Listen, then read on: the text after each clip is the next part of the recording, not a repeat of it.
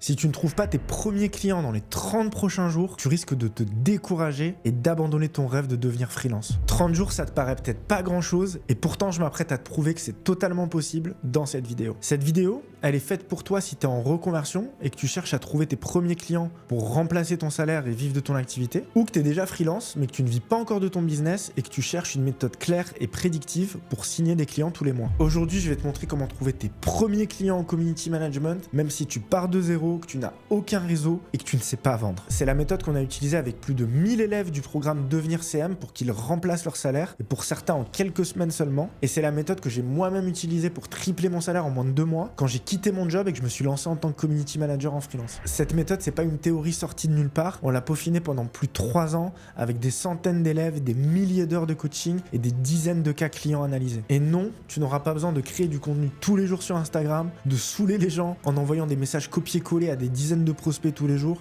ou de créer un site internet que personne visitera. Il y a une croyance assez répandue, c'est qu'il faut 6 mois ou 1 an pour vivre de son business et que ça serait totalement normal, alors qu'en fait la vérité c'est qu'en 30 jours, si tu mets en place les bonnes actions, c'est totalement possible de déjà remplacer ton salaire. Je vais te donner une mise en situation très concrète qui va te permettre de prendre de la hauteur et voir à quel point c'est totalement possible. Donc si ton objectif c'est de remplacer ton salaire, donc c'est de te faire entre 2000 et 3000 euros par mois de revenus, tu auras simplement besoin de trouver 3 clients prêts à te payer 1000 euros par mois. C'est à peu près la moyenne que les clients de nos élèves sont prêts à payer pour avoir des résultats. Et l'avantage avec le community management, c'est que c'est des collaborations sur le long terme. Ça veut dire qu'à partir du moment où tu as signé un client une fois, ça va te créer un revenu récurrent sur plusieurs mois, voire plusieurs années. Donc déjà, se rendre compte qu'on a juste besoin de trouver 3 clients. Je dis juste parce que c'est simple, mais c'est pas facile. Ça va nécessiter de passer à l'action et de sortir de sa zone de confort. Mais on est d'accord pour dire que trouver 3 clients dans ta niche parmi les 1 million d'entreprises qui sont créées en France chaque année, je dirais pas que c'est facile, mais c'est pas non plus la mer à boire si on voit les choses de ce côté-là. Donc pour signer 3 nouveaux clients, qu'est-ce que tu as besoin? Tu as besoin de générer des rendez-vous avec des personnes intéressés par tes services et qui sont susceptibles d'acheter ton offre. Donc la vraie question, c'est de savoir combien de rendez-vous tu dois générer pour signer ces 3 premiers clients. On va prendre un scénario pessimiste, un scénario où tu débutes, où tu n'es pas encore super à l'aise en vente, et je sais ce que c'est parce que je suis passé par là. Quand je dis pas à l'aise, ça veut dire que dans tes appels découverts, dans tes rendez-vous prospects, t'es pas encore un expert sur la manière d'anticiper les objections, de pitcher ton offre, etc. Et donc du coup, on va considérer que tu as besoin de faire 5 rendez-vous avec des prospects dans ta niche intéressés par tes services pour pouvoir signer un client. Avec le temps, tu verras que de 5 rendez-vous, tu vas passer à 3, voire à 2. Ça veut dire que, pour te donner un exemple, moi, après 1 an et demi d'activité, j'arrivais à avoir 40-50% de taux de conversion sur mes appels. C'est-à-dire que je signais un rendez-vous sur 2. Mais aussi parce que j'arrivais à mieux qualifier mes rendez-vous et je perdais moins de temps avec des rendez-vous que j'arrivais à identifier comme moins intéressants. Mais au départ, on va considérer que tu débutes et donc on va considérer que tu as besoin de faire 5 rendez-vous avec des prospects pour pouvoir faire une vente. Si tu n'es pas trop nul en mathématiques, si je veux 3 clients et que j'ai besoin de faire 5 rendez-vous pour en avoir un, donc j'ai besoin de faire 15 rendez-vous. Donc là, on se rend compte de manière très concrète que si je veux signer 3 nouveaux clients dans les 30 prochains jours, tout ce que j'ai à faire, c'est d'arriver à générer 15 rendez-vous qualifiés et d'en signer 1 sur 5. Donc dans cette vidéo, ce que je te propose, c'est de t'aider à générer tes 15 premiers rendez-vous qualifiés, même si tu n'as jamais prospecté de ta vie. Donc on va voir ensemble comment activer ton réseau personnel pour générer tes premiers rendez-vous en quelques jours et comment activer la prospection froide de manière intelligente sans passer pour un vendeur de tapis. Concrètement, voici comment générer 15 rendez-vous qualifiés avec des prospects pour vivre de ton business dans les 30 prochains jours. Donc la première étape, c'est la prospection chaude. En fait, moi, il y a des personnes qui me contactent sur Instagram et qui me disent « Ouais, Yacine, moi, je suis super motivé pour la prospection. Je vais aller contacter je sais pas combien de personnes, etc. » Je leur dis ok, super, mais dis-moi, il y a combien de personnes qui regardent tes stories tous les jours? Et là, souvent on me dit bah, je sais pas, je débute, j'ai 20-30 personnes qui regardent mes stories tous les jours. Avec combien de ces personnes-là t'as échangé? Et là, souvent on me dit bah, j'ai jamais échangé avec les personnes qui regardent mes stories. Commence par ça déjà. Avant de contacter des inconnus qui te connaissent ni d'Ève ni d'Adam, commence déjà par échanger avec les personnes de ton entourage qui te connaissent et qui ont déjà confiance en toi. Concrètement, tes premiers rendez-vous, tu vas les générer avec les personnes de ton entourage ou tes abonnés sur les réseaux sociaux. Donc si tu veux faire connaître à ton entourage ce que tu fais, il y a un prérequis, c'est que tu dois être capable de formuler ta proposition de valeur de manière claire et compréhensible pour tout le monde. Typiquement, si tu vas à un événement en famille, etc., ne dis pas simplement « je suis community manager ». Pour la plupart des gens, ils vont pas comprendre concrètement l'impact que tu peux avoir pour tes clients et ce que tu fais concrètement. À l'inverse, c'est ce qu'on enseigne d'ailleurs à nos abonnés, à nos clients, etc. On demande au CM d'avoir une proposition de valeur très claire qui indique qui tu aides, ce que tu les aides à atteindre et comment tu le fais. Je vais te donner des exemples pour que ce soit beaucoup plus concret pour toi. À ton avis, est-ce que c'est plus clair de dire « je suis community manager » ou de dire « j'aide les marques de cosmétiques bio à faire plus de ventes grâce à Instagram ». Donc ça, c'est le premier exemple. Deuxième exemple, ça peut être « j'aide les thérapeutes à générer plus de rendez-vous grâce à Instagram et TikTok » par exemple. Ou alors, ça peut être « j'aide les concept stores à générer plus de trafic dans leur lieu de vente grâce à LinkedIn, Instagram, TikTok, peu importe, en fonction de ta spécialité ». Donc là, en fait, quand tu énonces une proposition de valeur de cette manière-là, sous la forme « j'aide les X à faire Y grâce à Z », tout le monde comprend qui tu peux aider et quel impact tu peux avoir sur le marché. Donc ça veut dire que tu as travaillé sur ta niche et ton positionnement en amont et que tu es capable d'expliquer en une phrase ce que tu proposes à tes clients. Même si dans ton entourage, il n'y a personne qui a besoin de ce que tu proposes, ça va les aider à te recommander aux personnes de ton entourage. Si par exemple ta niche, c'est les thérapeutes, les concept stores ou autres, peut-être que dans ta famille, dans tes amis, il y a des personnes qui connaissent des thérapeutes, qui connaissent des gérants de concept stores et qui pourront parler de toi parce que tu les as aidés à expliquer de manière simple ce que tu fais. Donc là, pour que ce soit complètement actionnable, je pourrais carrément te demander de mettre pause sur la vidéo, d'envoyer 30 messages dans ton entourage, amis, famille, en les informant de ton lancement d'activité,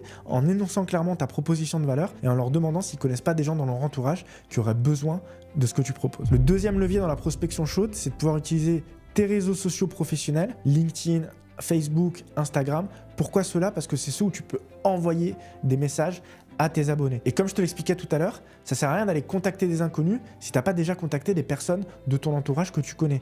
Moi, quand je me suis lancé, j'avais commencé avec Instagram et LinkedIn et tous les jours, j'envoyais des messages de bienvenue, on appelle ça aussi des welcome DM, à tous mes nouveaux abonnés.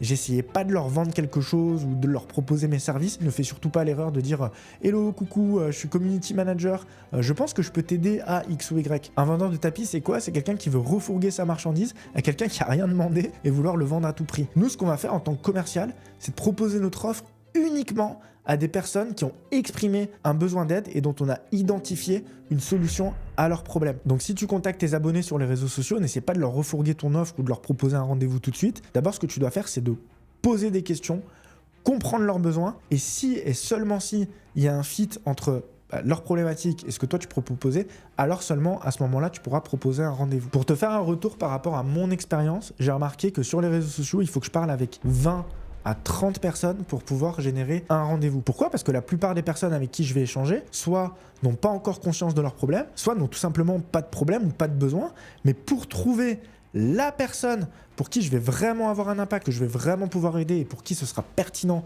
que je génère un rendez-vous, je vais devoir gérer 20, 30 conversations. Là, il y a deux possibilités. Soit tu vois le verre à moitié vide, soit tu vois le verre à moitié plein. Si tu vois le verre à moitié vide, tu peux te dire « Waouh, ça fait beaucoup de conversations que je dois générer sur les réseaux sociaux, je vais y passer énormément de temps, etc. » Mais si tu es comme moi, avoir plutôt le verre à moitié plein, tu te rends compte que c'est juste une question de volume et que c'est mathématique. Moi, quand je me suis lancé, j'utilisais surtout Instagram et LinkedIn pour générer des rendez-vous en prospection chaude. Ça me prenait 1 à 2 heures par jour, mais j'arrivais à quasiment générer un rendez-vous par jour qualifié. Rappelle-toi que pour vivre de ton activité, tu as juste à générer 15 rendez-vous qualifiés dans les 30 prochains jours. Donc ça veut dire que concrètement, si tous les jours tu échanges avec 20 à 30 personnes, alors tu pourras générer un rendez-vous par jour et à la fin de la semaine prochaine, si tu commences dès maintenant à échanger avec ta communauté, tu vas pouvoir déjà signer ton premier client. En plus, ce qui est génial avec la prospection chaude par message sur les réseaux sociaux, c'est que tu peux vraiment le faire n'importe où. Tu peux le faire depuis ton canapé, dans la salle d'attente du médecin, dans la queue du supermarché. Donc comment tu vas faire? Tu vas simplement envoyer un message désintéressé. Encore une fois, le but, c'est pas de leur dire hey, « Salut, je suis community manager, tu as besoin de X ou Y, viens, on se voit ». Tu vas générer une conversation en rebondissant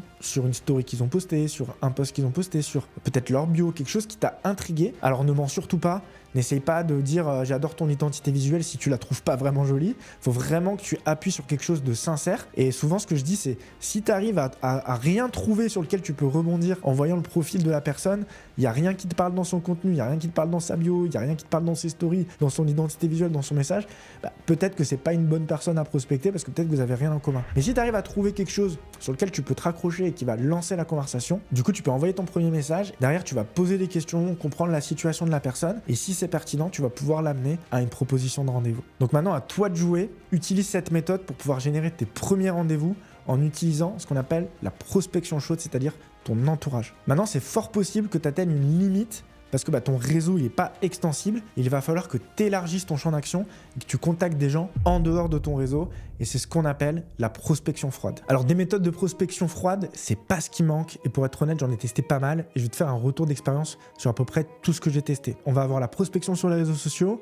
la prospection par mail, aller à des événements professionnels, se déplacer en physique et ma méthode de prospection préférée, la prospection téléphonique, même si c'est celle qui fait le plus peur, c'est celle qui va t'apporter des résultats le plus rapidement dans la plupart des niches. Donc la prospection sur les réseaux sociaux, je t'en ai déjà parlé en prospection froide, mais tu peux utiliser la même méthode en envoyant des messages à des personnes qui ne sont pas abonnées à toi, simplement en rebondissant sur des éléments que tu as vus sur leur profil. Tu utilises la même méthode que je t'ai partagée pour tes abonnés et tu l'appliques à des gens qui sont en dehors de ton réseau. Ça va te permettre comme ça de créer des nouvelles conversations et en amenant la conversation sur leurs besoins et leurs objectifs, tu vas comme ça pouvoir générer des rendez-vous. Moi, quand je me suis lancé, je te l'ai déjà dit, je passais 2-3 heures par jour sur Instagram à échanger avec mes abonnés et en faisant ma routine d'engagement, en allant découvrir de nouveaux comptes, j'élargissais mon champ des possibles et je pouvais comme ça générer des rendez-vous toutes les semaines. La prospection par mail, ça fonctionne, je l'ai utilisé, mais je suis de moins en moins fan. Pourquoi ? Parce que ça demande beaucoup d'efforts pour des résultats, je dirais,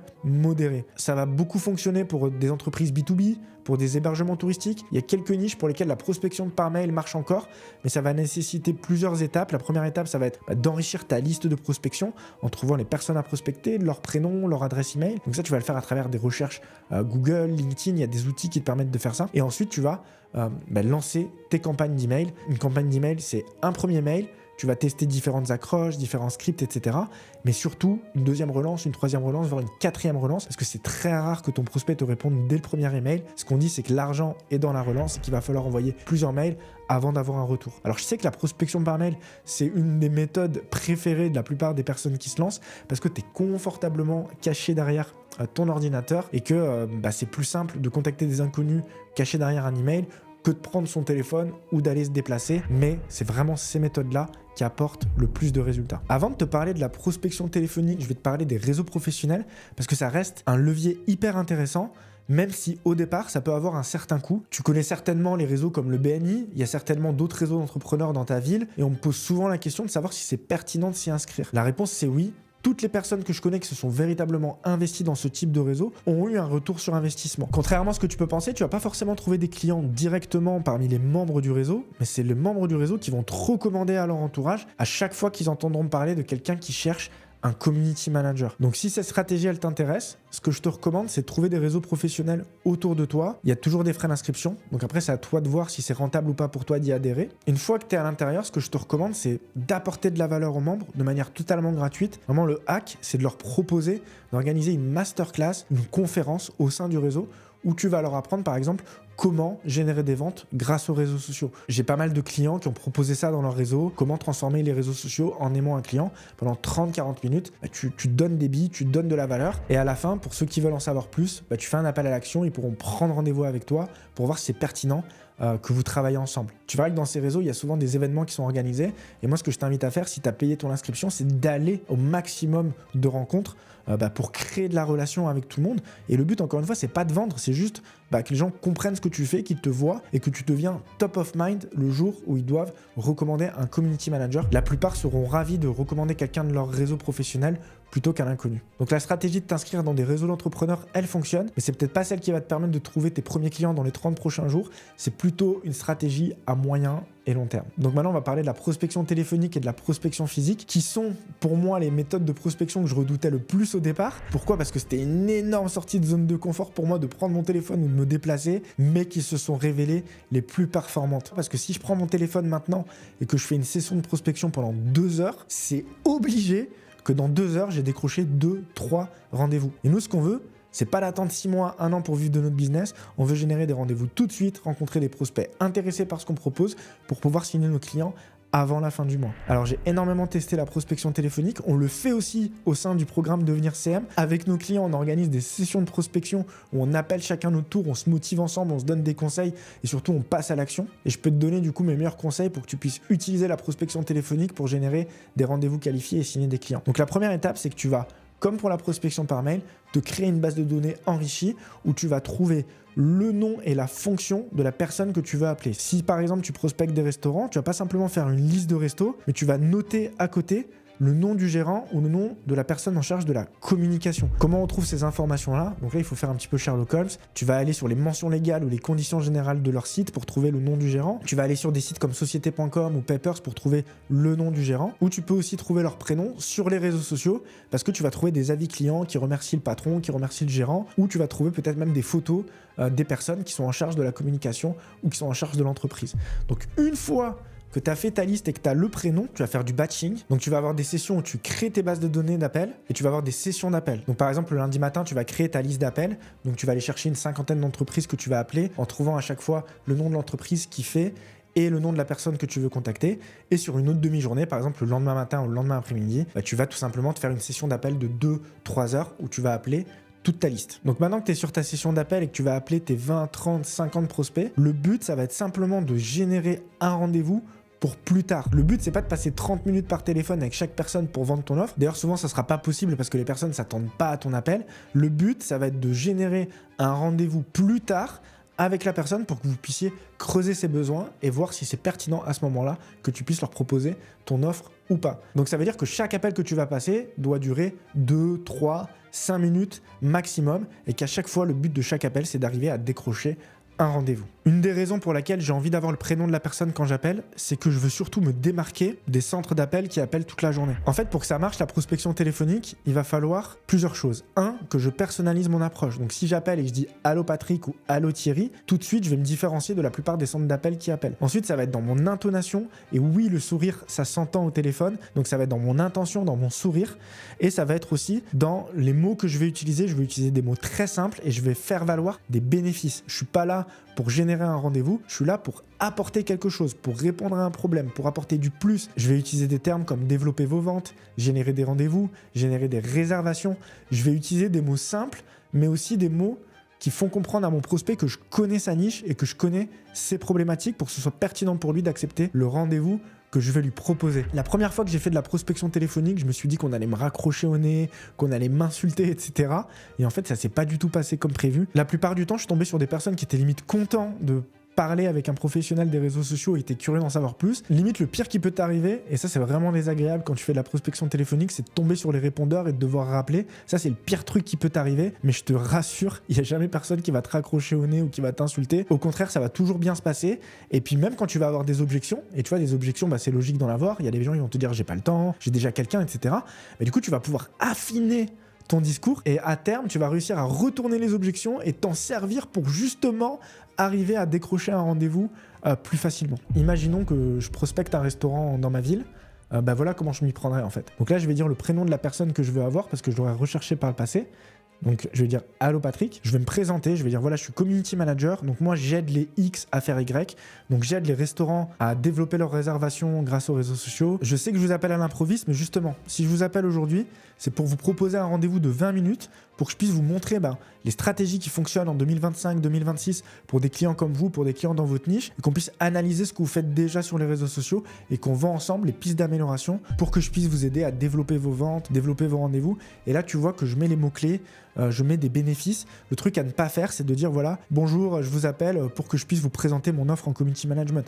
Là, il y a un bénéfice pour toi. Toi, tu vas présenter ton offre. Mais pourquoi la personne va te consacrer 20 minutes? Il faut que tu lui donnes des bénéfices concrets. Et donc là, certainement que tu vas avoir des objections. Par exemple, la personne va te dire ah oui, mais j'ai pas le temps. Donc si la personne te dit j'ai pas le temps, tu lui dis justement, je sais que vous avez pas le temps et c'est pour ça que je vous appelle, c'est pour qu'on puisse trouver un créneau de 20 minutes ensemble. Est-ce que vous serez plutôt disponible ce soir à 17h ou demain à 11h? Si la personne te dit ah oui, mais en fait, on a déjà quelqu'un qui s'en occupe. Justement, en fait, si vous avez quelqu'un qui s'en occupe, c'est que vous avez certainement des objectifs sur les réseaux sociaux.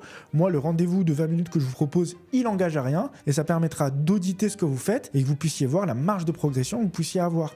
Alors moi, je vous propose ce soir à 17h ou demain à 11h, par exemple. La troisième objection que tu peux avoir, c'est Ah oui, mais nous, on n'est pas très réseaux sociaux, c'est pas quelque chose qui nous intéresse. Ok, je comprends que pour vous, les réseaux sociaux, c'est pas une priorité actuellement, mais est-ce que vous pensez que vos clients sont présents sur les réseaux sociaux et les utilisent? Donc là, il y a de grandes chances que la personne vous dise oui, je pense. Qu'est-ce que ça pourrait apporter à votre entreprise si demain, les réseaux sociaux seraient un nouveau canal d'acquisition pour vous? Donc là, en fait, tu vois qu'une objection, c'est une opportunité supplémentaire pour pouvoir avoir le rendez-vous si tu arrives à le transformer et à être percutant, efficace. Donc je t'invite vraiment à tester la prospection téléphonique, ça fonctionne dans 90% des niches. Donc en fait, ce que j'ai fait moi au départ pour me motiver, c'est que j'avais un pote, un business friend, on se connectait sur Zoom, on coupait notre micro, c'était vraiment juste pour se donner rendez-vous, et à la fin des 2 heures, on faisait le point et on faisait un concours de celui qui avait généré le plus de rendez-vous. Donc en fait, le fait d'être responsable, d'être accountable avec un pote pour faire tes sessions de prospection, ça a toujours fonctionné, et donc ça c'est un hack aussi que je te donne. Donc il y a aussi la prospection en physique. Moi on me dit souvent,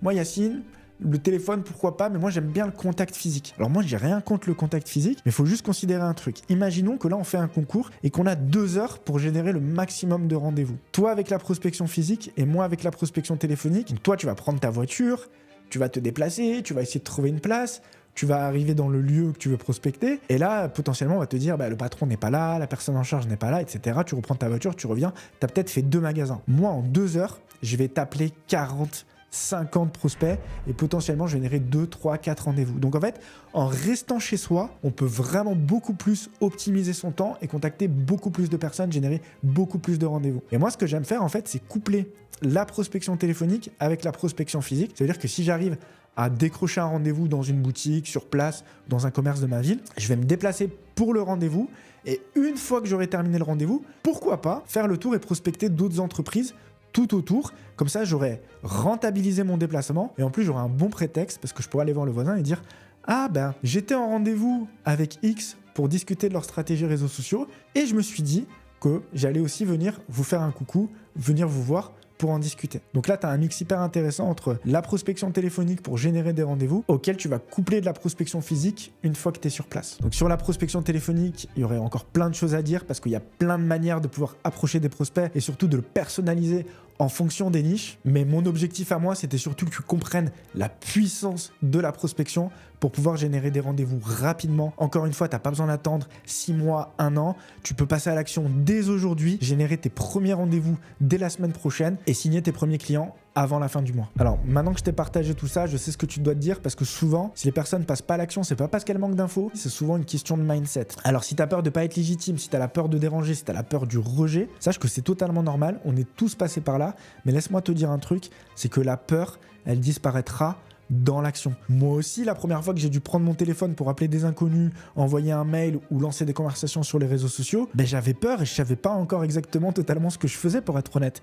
Mais c'est en le faisant que je me suis rendu compte que j'étais le type de personne qui est capable de le faire, et au fur et à mesure, la peur, elle a disparu. Même encore récemment, quand j'ai fait une séance de prospection téléphonique, tu vois, moi-même, les premiers numéros que je compose, je l'ai cette boule au ventre, tu vois, j'ai le cœur qui bat et tout, et j'ai le stress d'appeler. Donc encore une fois, c'est en passant à l'action que la peur va disparaître. L'autre chose que je peux te partager aussi d'un point de vue mindset, c'est rappelle-toi que quand tu prospectes, tu n'es pas là pour vendre, tu n'as rien à proposer. Il y a une phrase qui est super importante à retenir, à incarner, c'est « Je n'ai rien à vous proposer pour l'instant parce que je ne sais pas encore si je peux vous aider.